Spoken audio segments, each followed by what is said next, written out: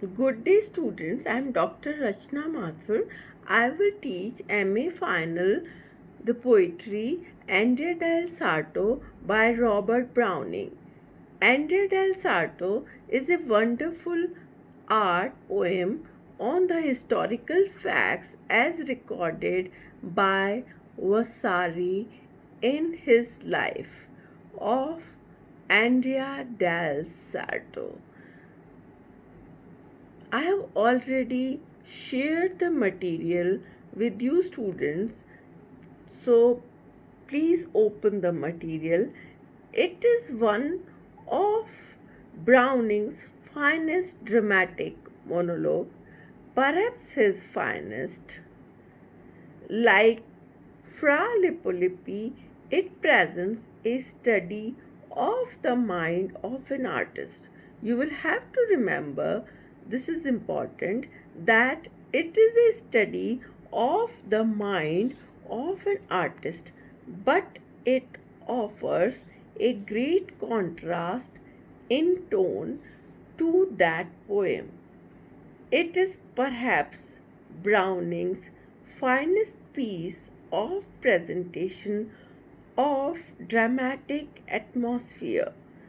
The scene is not described but is evoked by a number of subtle touches and by the atmosphere in which the scene, characters, and their problems are all subdued to the silver grey, placid perfection of the faultless painter's own art.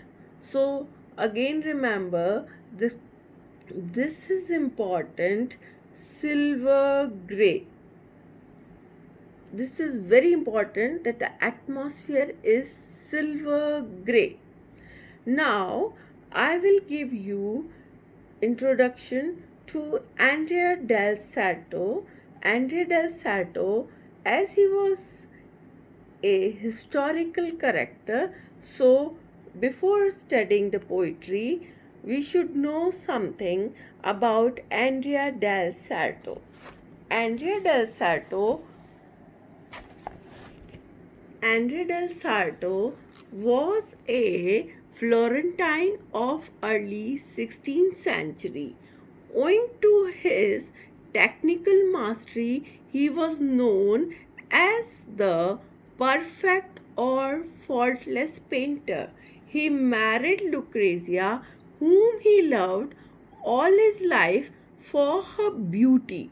So remember, he loved her for her beauty and whom he used as a model for his Madonna.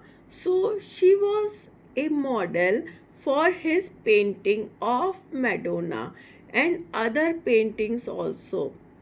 He was commissioned by King Francis I of France to decorate his palace of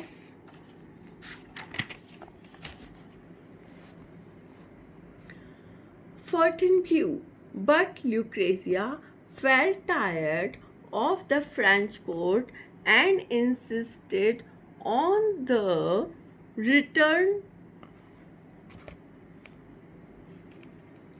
to France, where Andrea betrayed the king's confidence by building house for Lucrezia.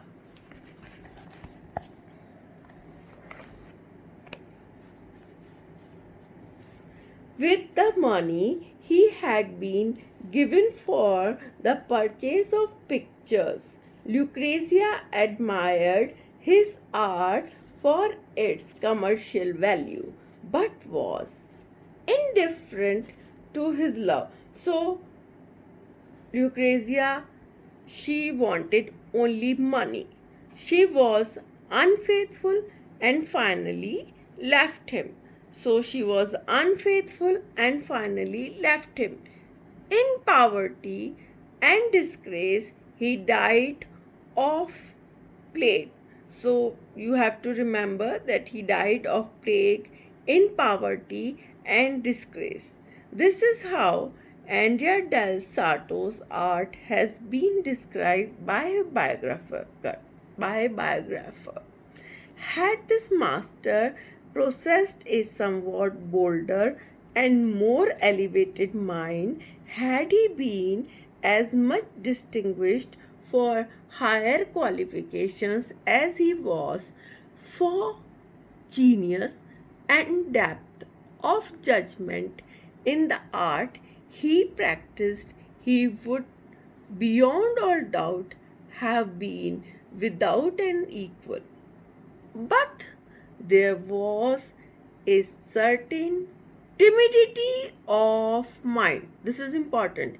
A certain timidity of mind, a sort of diffidence and want of force in his nature, which rendered it impossible that those evidences of ardor and animation which are proper to the more exalted character should ever appear in him, nor did he at any time display one particle of that elevation